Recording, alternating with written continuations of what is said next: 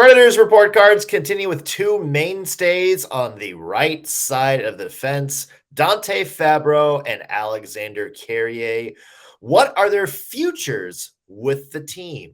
We'll talk about that. Plus, what to make of the showing in Dallas last night. If you saw the game, you know what we're talking about.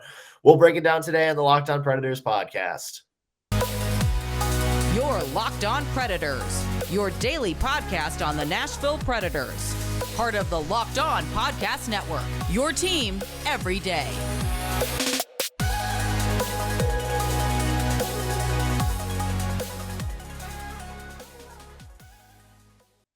Welcome to another edition of the Locked On Predators podcast, part of the Locked On Podcast Network, your team every day. We appreciate you making us your first listen of the day. And as always, shout out to all the loyal Locked On Pred heads who join us every single day.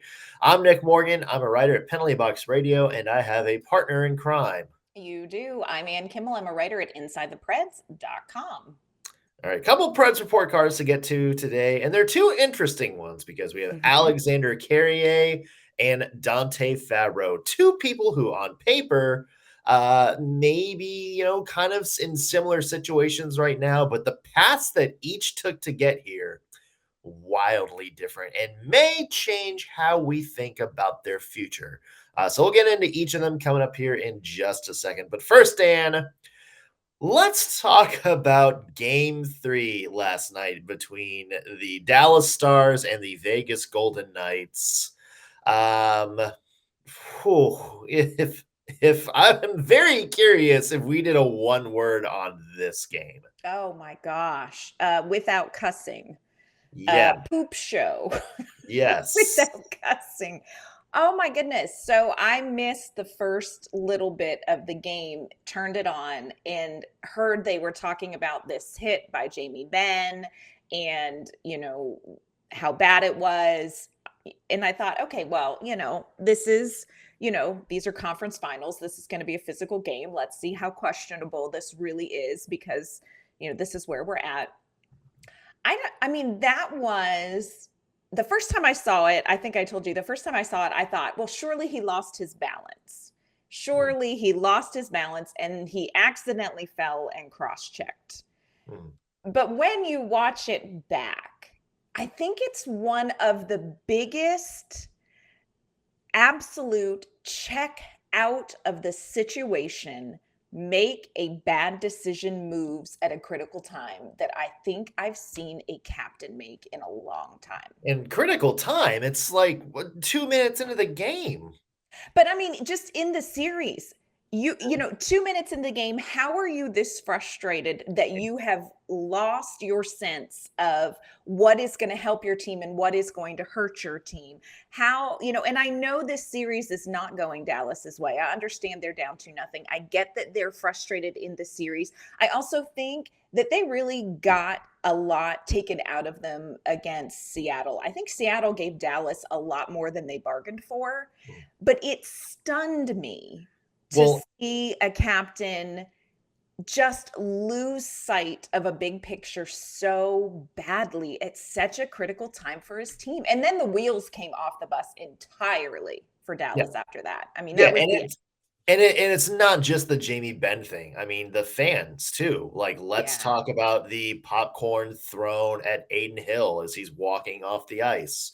Let's talk about the delay of game because all of the cans and bottles that were being thrown on the ice. Like, this is an absolute dumpster fire of a fan base performance by the Dallas Stars. And let's go back to Jamie Benn for a second too, because I hear everybody say this is out of character for him. I cannot believe he did that. He's done this before.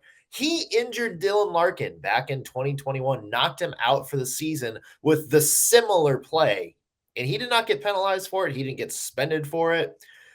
And surely there will be a suspension, right? Surely. I mean, he's out for Game 4. Let's just put that in stone. But I should hope. He's getting, all the little spears and stuff that he gives.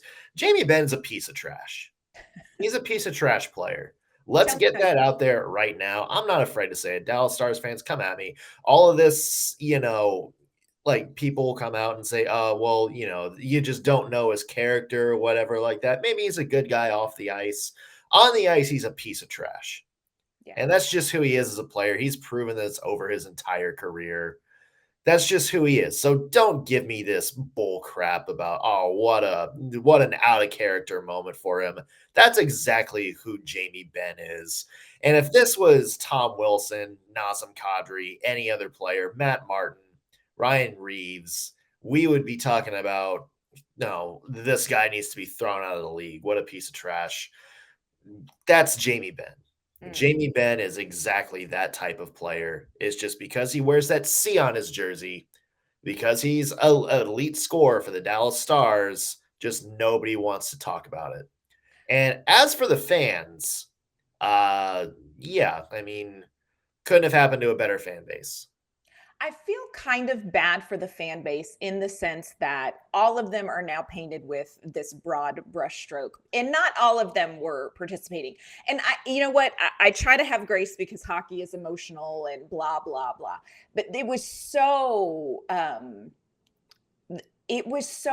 strange to me how off the rails the game went, starting with Jamie Benn. I go back to, this is the captain of your team, and it's such a mental lapse. Yeah. Like, it's such a bad decision, and it just snowballed and snowballed through this game into the stands. And you know what? Here's what I want to say. I feel bad for the Dallas Stars fan base overall, because I don't think the people doing that are representative of all of them by any means. But it was such a bad night for the Dallas Stars organization. It was a bad night for the fan base. Like, it's a night that everybody in Dallas is going to want to forget. I mean, it was it came off the rails. It came off the rails. And look, I've been at a Nashville Predators game where somebody threw a beer on the ice, but what I will say is that he did end up getting tackled by another spectator, and then like 3 of them videotaped him and dragged him out. It was actually a little bit vigilante, but I was here for it. But golly, last night was a mess in the NHL. Yeah. And how do you rebound from that? Like, this is what I'm wondering. Like, how do you sage enough things for the Stars to come back? We'll have to see what they do in game 4, but woof. Do you? I mean, do you come back for this? I don't know. I mean, I really don't know how you do. This is so, I mean, goes beyond, this was a bad performance. You know, last night wasn't even about a bad performance per se. Now, they didn't have a good one. Yeah. But it went so far beyond that. Like, how do you, in such a quick time, clean that up mentally and get back out there? I don't know. I mean, this is, your team fell apart. We saw at the end with, Max Domi also just taking a, game misconduct penalty there at the end, throwing a little temper tantrum. I mean, what do you do? Like, your fan base just, embarrass themselves that night. And if you're Dallas, you're going back home. It's going to be loud. I mean, make no mistake. It's going to be a tough game to Vegas to win. There's all that there's kind of that old saying in hockey, that last game, that 4th game, that's the hardest one to win in the entire series. So, the Stars aren't going to roll over, but, at the same point, it's like, they kind of rolled over yesterday. Like, nothing about that performance should be considered, oh, this was just Dallas firing themselves up. Yeah, no, there was no, like, it's going to be so difficult for them to get any sort of positive takeaway. I don't think there is one. And I think it's just as difficult for them to go, okay, that's what happened yesterday. We've got to look forward. Like, yesterday was really bad. Y'all, yesterday was rough. I don't know how you just go, you know what, that was in the past and we're going to move forward. Look, good luck to the coaching staff. Yeah, good luck. They got their work. And again, I hate the whole thing. I hate the whole thing for the NHL. I hate it for, the positive Stars fans who I'm sure aren't happy, but man, was that a bad night for the NHL. Yeah. Hey, and this first time in a while, we've seen both series go 3-0 in the conference finals. So we could have one half of the Stanley Cup decided tonight. We could have the other half decided tomorrow. So it's going to be an interesting time for the NHL for sure. Back to Preds stuff coming up. Two defensemen that we're going to talk about today, Alexandre Carrier and Dante Fabbro, two guys that are kind of similar in play, but the paths to get there could not be more different. And I think that changes how we should view them and their futures in Smashville. We'll talk about that in just a second. But first, want to mention today's episode brought to you by eBay Motors. For a championship team, it's all about making sure every player is a perfect fit. Well, it's the same when it comes to your vehicle. Every part needs to fit just right every single time. So the next time you need parts and accessories, head to eBay Motors. With eBay Guaranteed Fit, you can be sure every part you need fits just right the first time around. Just add your ride to My Garage and look for the green check mark next to the part to know if it will fit. If it doesn't, your money back. Because just like in sports, confidence is the name of the game when you shop on eBay Motors. And with over 122 million different parts to choose from, you'll be back in the game in no time. After all, it's easy to bring home a win when the right parts are guaranteed. So get the right parts, the right fit, and the right prices on ebaymotors.com. Let's ride. eBay Guaranteed Fit is only available to U.S. customers and eligible items only. Excursions apply. Again, that is ebaymotors.com. All right, Ann, let's talk about some Predators defensemen, shall we? Oh, yeah. Let's start with Alexandre Carrier. This was a guy that I think exceeded a lot of expectations a year ago. His first full season with the team winds up getting 30 points as a 25-year-old rookie. I think a lot of people were expecting big things from this year, but a little bit off the mark. And just 2 goals, 7 assists, 9 points in 43 games. Of course, he missed about 2 big chunks of the season with 2 separate injuries. That might have hampered him a little bit. But what do you make of Alexandre Carrier's season, Anne? Yeah, this was definitely not the season that I think fans and Carrier really wanted to have. And I think most of that is due to those large chunks of time where he missed play. And that's something that he talked about in his post-season press conference as well. He kind of talked about what this did. And it wasn't just that the injuries were difficult for him physically to recover from, although they were. You remember he missed 5 weeks after getting into a fight. Alexandre Carrier. I did not see that coming. He got in a fight with Logan Stanley, who's like 8 feet 9 inches tall. Yeah. Defending Cody Glass, and had an injury, and then came back and just very shortly after that took a puck to the collarbone, had a broken bone. So this was not at all the season that he wanted to have. This was not the season that Preds fans were hoping to see from Alexandre Carrier. This is what he kind of had to say about his season at the end of the season press conference. Yeah, that was tough, especially during all that timing of trades and all that. I missed 5 weeks, came back, and I was excited to be back, excited to be around the guys again. And then that happened, the shot again. So yeah, that was emotional. That was frustrating.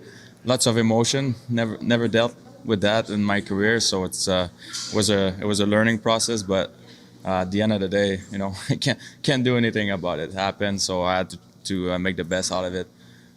We were still in the gym, on the ice, skating, and putting the work in. So it ended up being a good thing at the same time. Yeah, much better.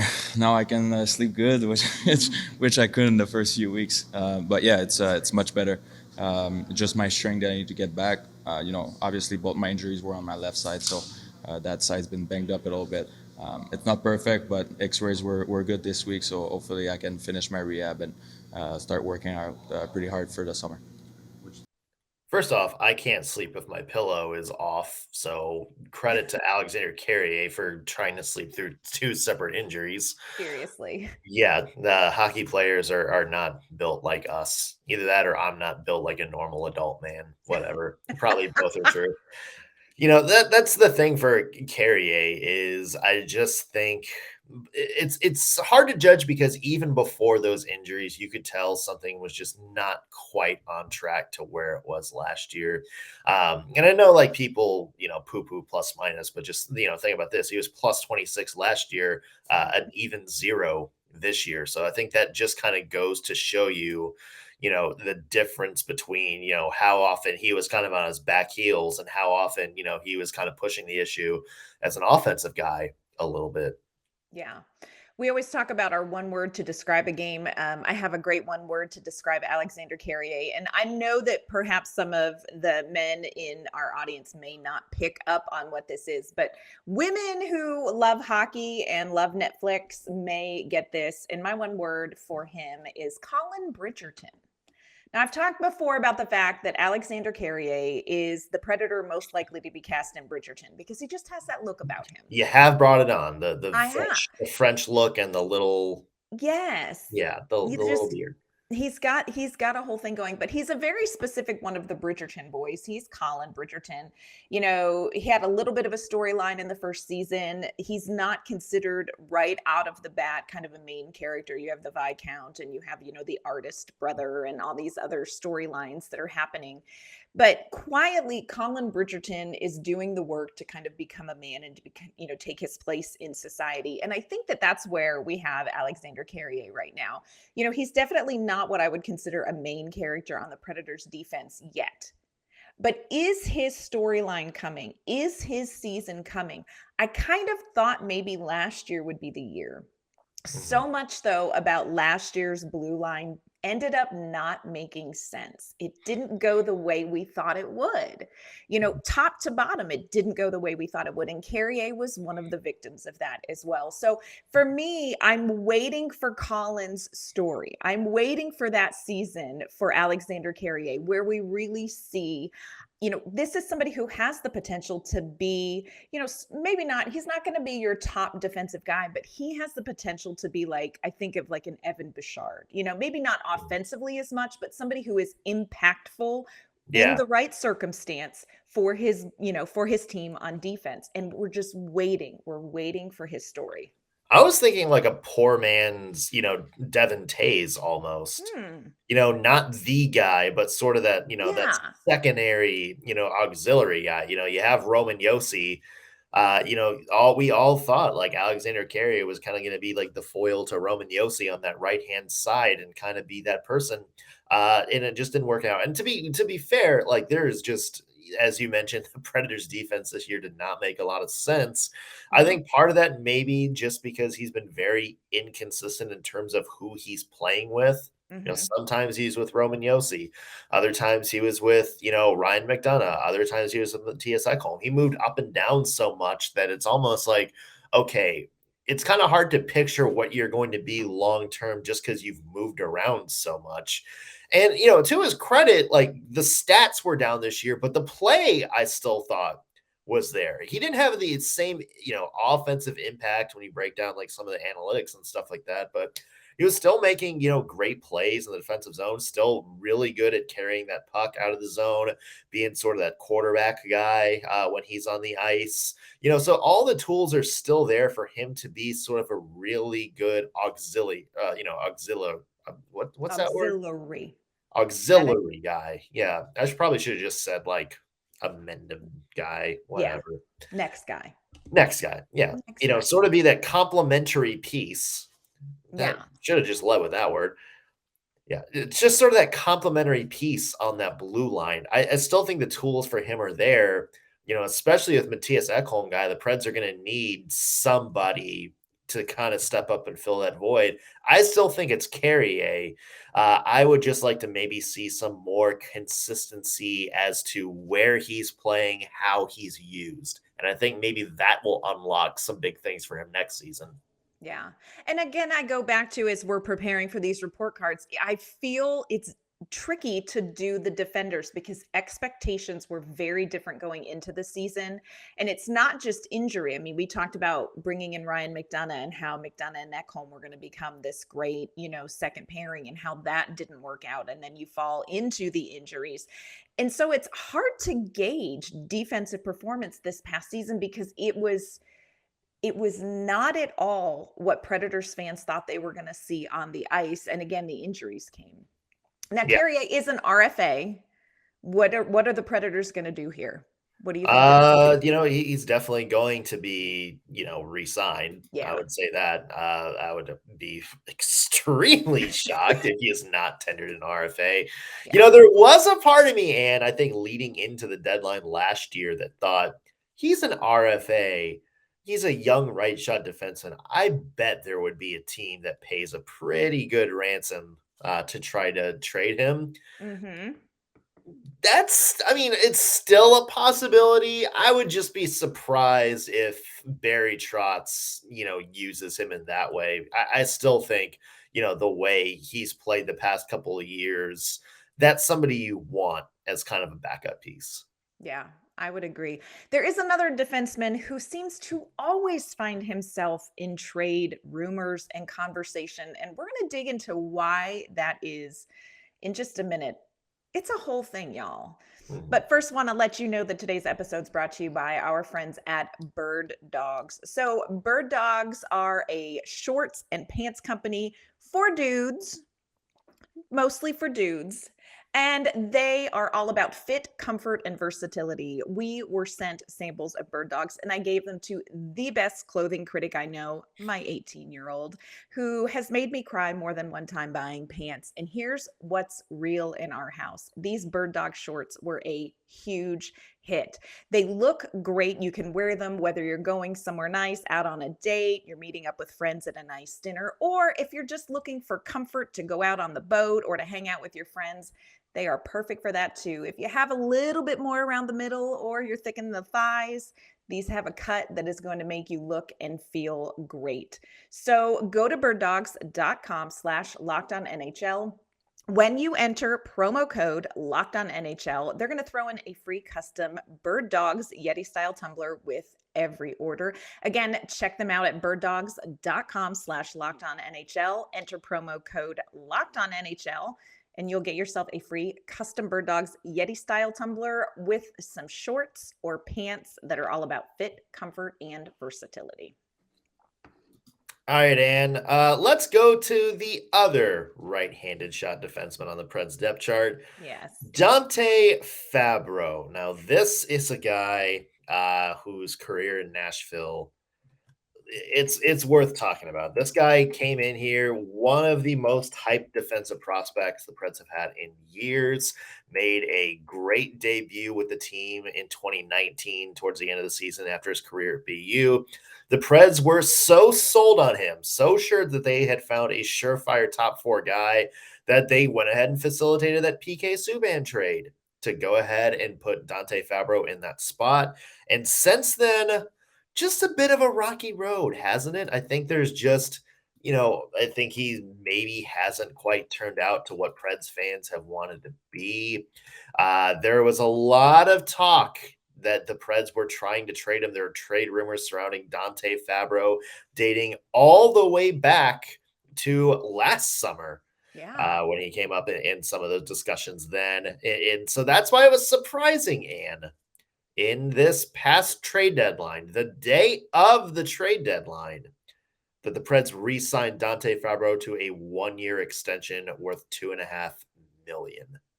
Yeah, I think he was the one going into the trade deadline before we knew that David Poile was going to kind of do a sell-off. Dante Fabbro was sort of the name that everybody was talking about. Like, this is a guy that this is a piece we could see move. And it's so interesting to me because he has consistently been a guy who they talk about moving. And I know that we haven't quite seen in Nashville what we expected to see from him. But you have to remember that Dante Fabbro came into the league, pretty young. He was given a role in the defense, a very important role in the defense at a young age. He did not spend a lot of time in the AHL. He was thrown in. I don't think he spent any time in the AHL. No. And I think he might have played in a playoff series in 2019. I think that was it. Yeah. So this is somebody who really hasn't been seasoned like a lot of the other, young players coming up through the system are. But I agree with you. I think expectations were one thing, and what the Predators fans have seen from him maybe have not met those expectations. Now, last season, 66 games, 3 goals, but he had 21 assists. for 24 points, and he was a plus 13. Again, we have a whole thing we could talk about plus minus, but what you're finding out is that defensively, he can play responsibly. He also, I would say this year, and tell me if you agree, Nick, I think there were a couple of plays that were such big whoopses Yeah. that really cost the Predators, that those almost stand out, not because of quantity, but because of the quality of the whoops for Dante Fabbro this year. Yeah. Dante Fabbro's biggest critic or biggest rival on the ice is Dante Fabbro. Like, it is just, I think, Yes. like, to him, you see these runs of play where it's like, this is a pretty good defenseman. Like, Dante Fabbro, I think, very underrated skater. I think that's one thing you notice about his game. Very responsible in his defensive end. You don't see him make a lot of mistakes, but when you see him make a mistake, it's like, that's a very dumb mistake. It's not like, just losing puck battle or anything like that. It's just kind of hockey 101 plays. There's just like kind of little lapses and stuff like that where it's just very basic plays that he doesn't make. And it's that kind of stuff that has gotten in the way for Dante Fabbro. I don't think he's ever going to become what the Preds initially thought he was going to become when he was drafted, which is that, surefire two-way guy, that Ryan Ellis mini-me, sort of the Yossi in waiting, that kind of guy. I don't think that's ever going to be what he is, but I don't want that to overshadow the fact that I still think Dante Fabbro is a fine defenseman. Mm-hmm. And I still think fills a pretty good role in the NHL and for the Nashville Predators. I just don't think it's going to ever be, I think it's time to, maybe talk about adjusting what we think his ceiling might be for him. Yeah. And I love what you said about figuring out sort of where he lands, because it's interesting to me that this is somebody who maybe Predators fans are a little underwhelmed with, but he's still a player that's good enough that when it comes to trade talk, his name is almost always one of the first mentioned as a guy that other teams would be interested in. Yeah. So there's kind of this seesaw about Dante Fabbro. Like, this is a guy that is good enough to generate interest for some other teams, but yet he hasn't quite fit what the Predators want as far as expectation here. He's got another year, like you said, he's got a year, $2.5 million contract. So, there's a vote of confidence in that dollar amount, I think. It will be interesting to see what happens this year with Fabbro, because it feels a little bit like prove it. Like, we like you, but here's a year. Let's see. Yeah. And I agree with you on that endpoint. I think it's still very possible we see maybe Dante Fabbro move this year if the Predators don't do well. It's funny because of the two defensemen we've talked about. If you look at the Predators like a teen movie, like Dante Fabbro is the hot cheerleader. Like the girl that's like, oh, he's like desirable. Like, that's the guy, like the girl every guy wants to be with. Like, and Alexandre Carrier is like the nerd with the glasses on that, like, once he takes the glasses off and shakes his hair, it's like, oh, there is this wonderful girl next door here this whole time that's much better than this cheerleader.